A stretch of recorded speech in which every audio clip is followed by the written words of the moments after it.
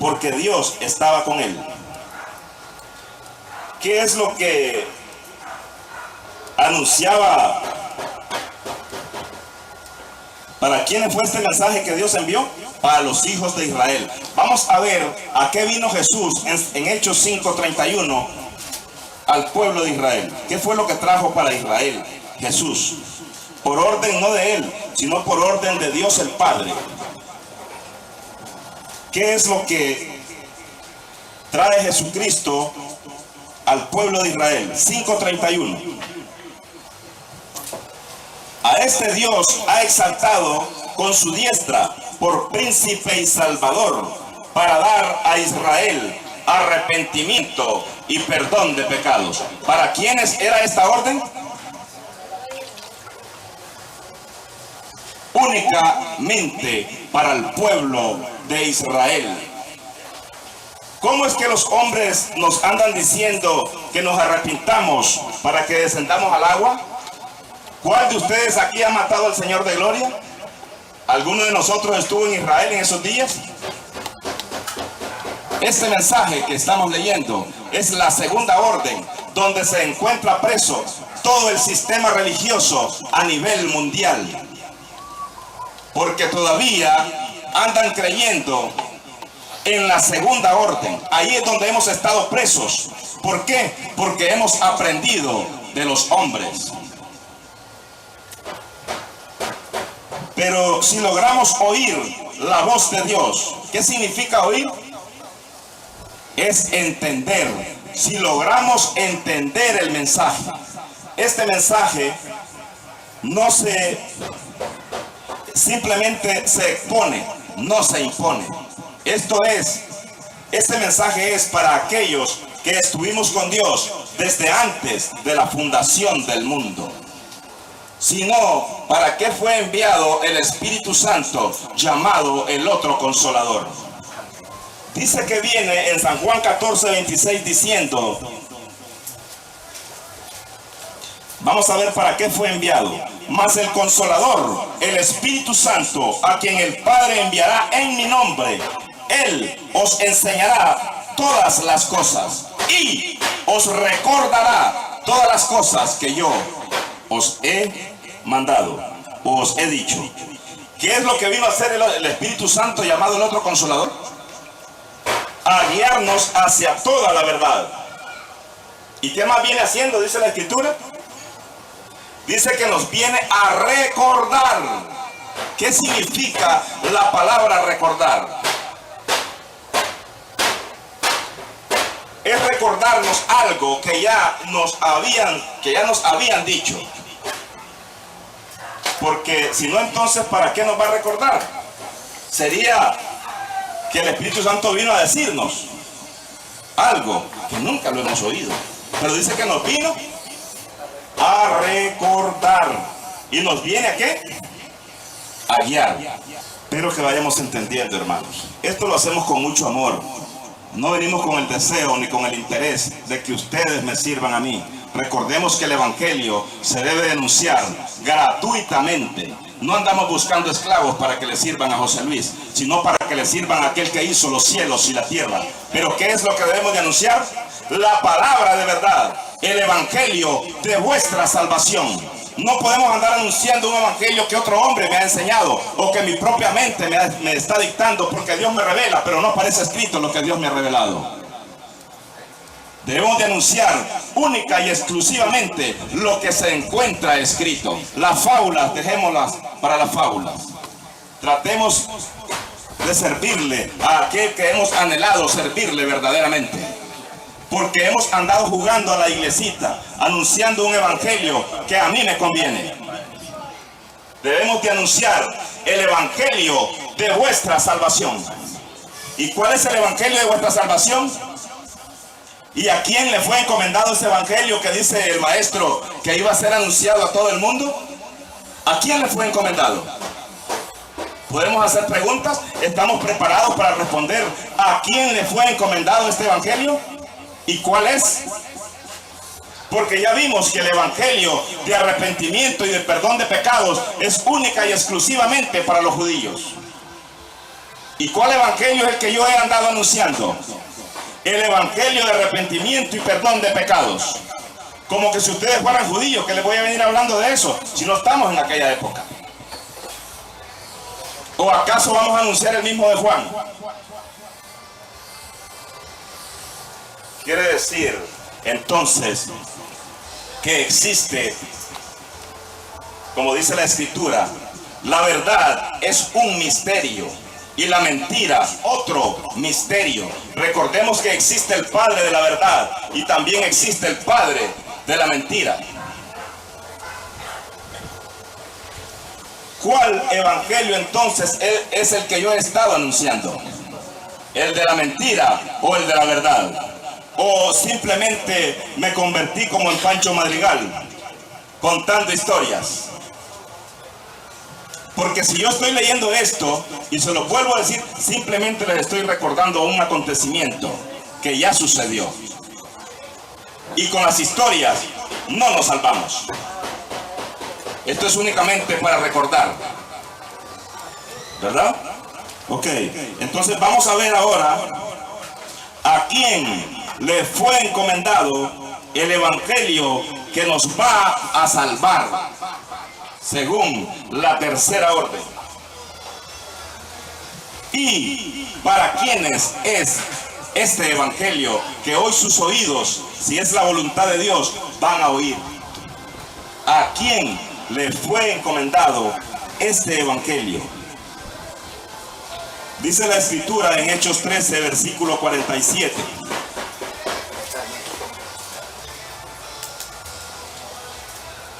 Porque así nos ha mandado el Señor diciendo: te he puesto para luz de los gentiles, a fin de que seas para salvación hasta lo último de la tierra. ¿A quién le fue encomendado este evangelio? ¿Quién es el que sale hablando aquí en Hechos 13, 47? ¿Quién es? ¿Quién es? El apóstol Pablo. Recordemos allá en el libro de Hechos 9:15. Aquí lo tenemos. Hechos 9:15.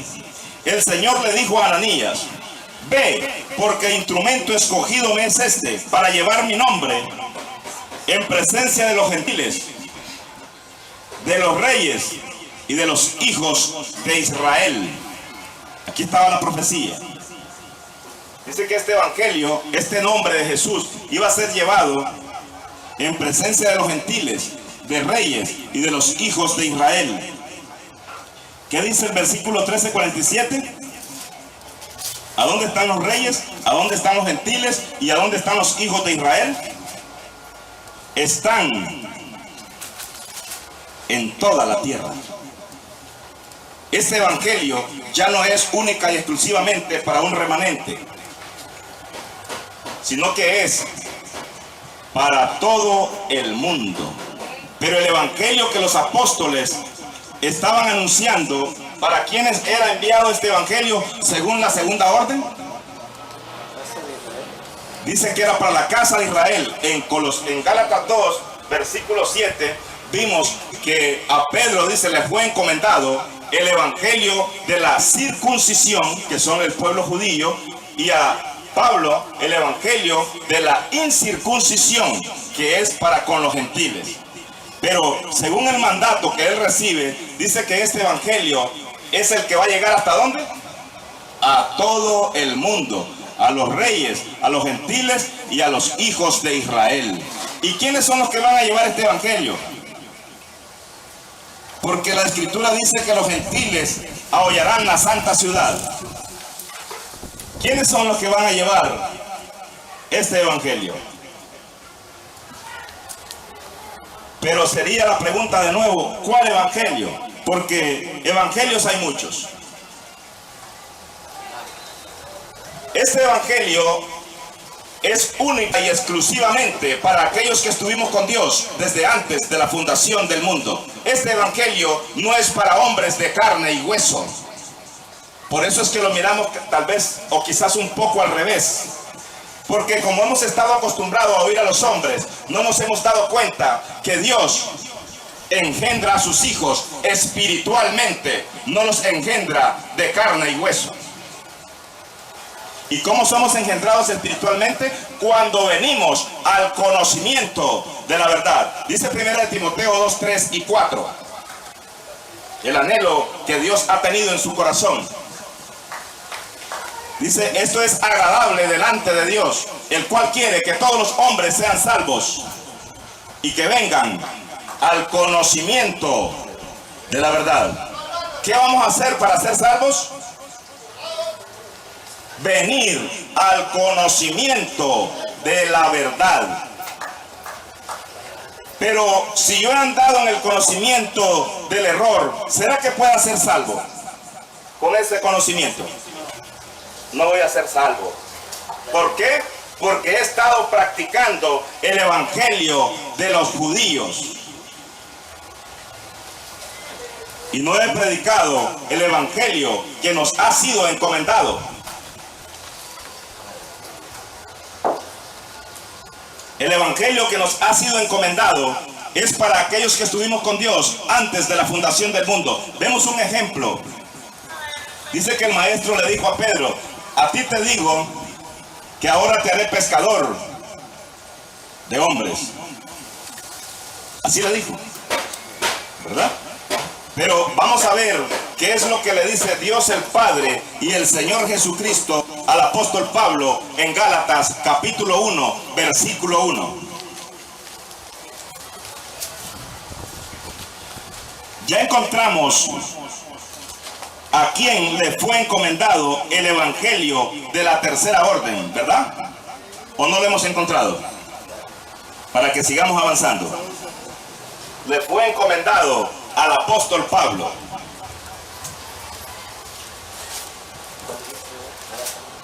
Gálatas 1:1.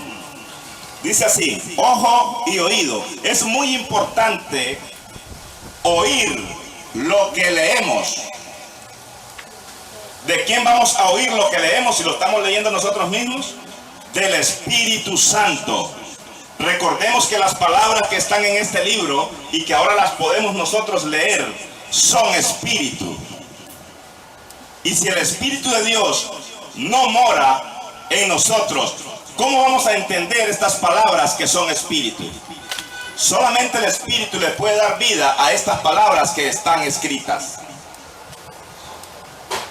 Dice entonces Pablo, apóstol, no de hombres. Vemos algo muy importante antes de continuar leyendo. Dice que Pablo es apóstol, pero no es apóstol de hombres. ¿Será que haya alguien aquí que pueda contestarme, apóstol de quién es? ¿O para quién es el que él fue enviado como apóstol?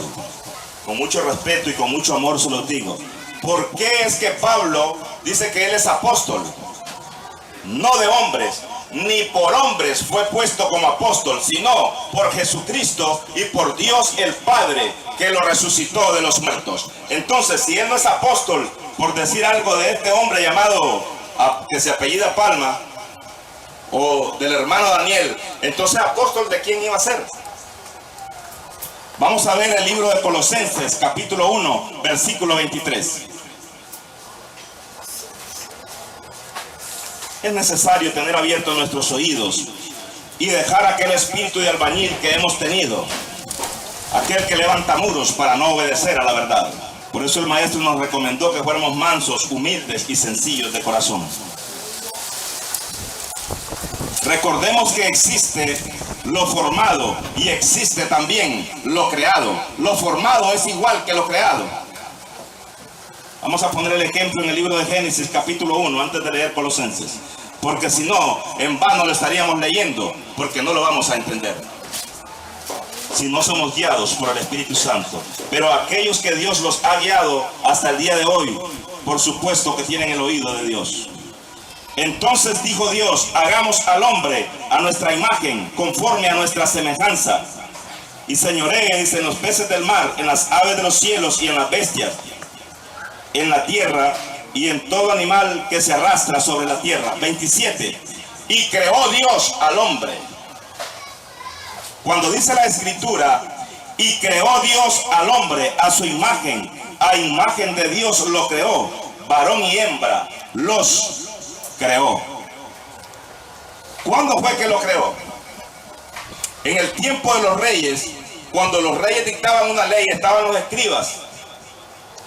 ¿En qué momento esa ley que salía de la boca del rey, que tipifica a Dios, un rey, entraba en vigencia esa ley? ¿Cuándo entraba en vigencia esa ley? Cuando salía de la boca del rey. En ese momento entraba en vigencia aquella ley.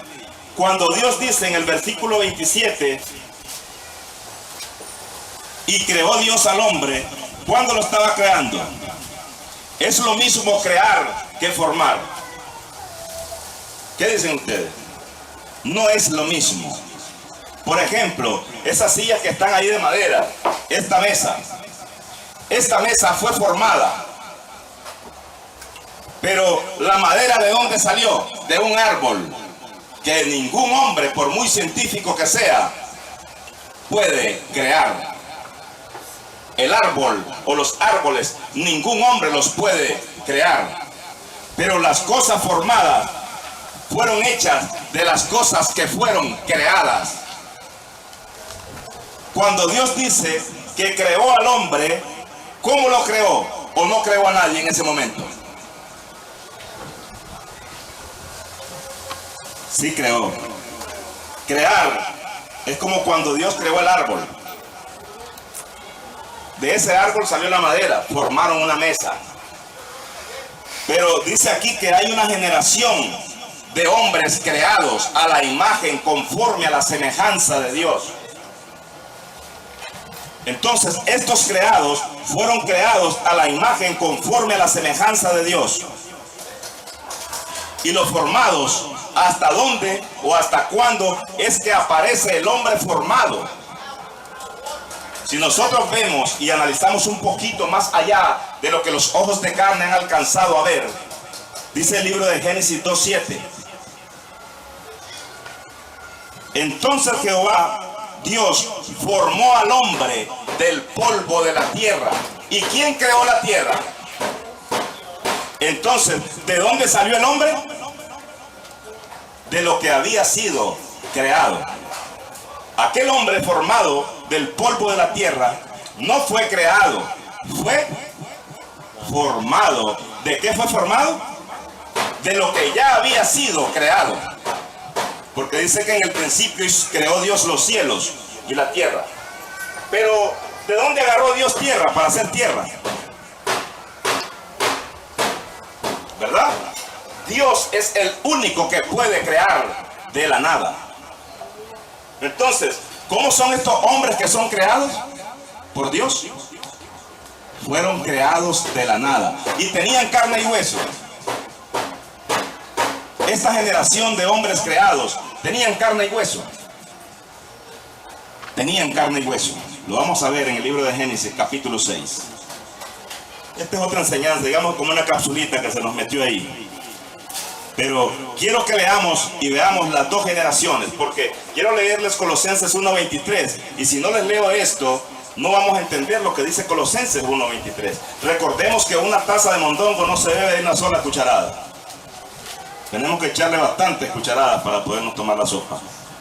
Dice el libro de Génesis capítulo 5, versículo 1.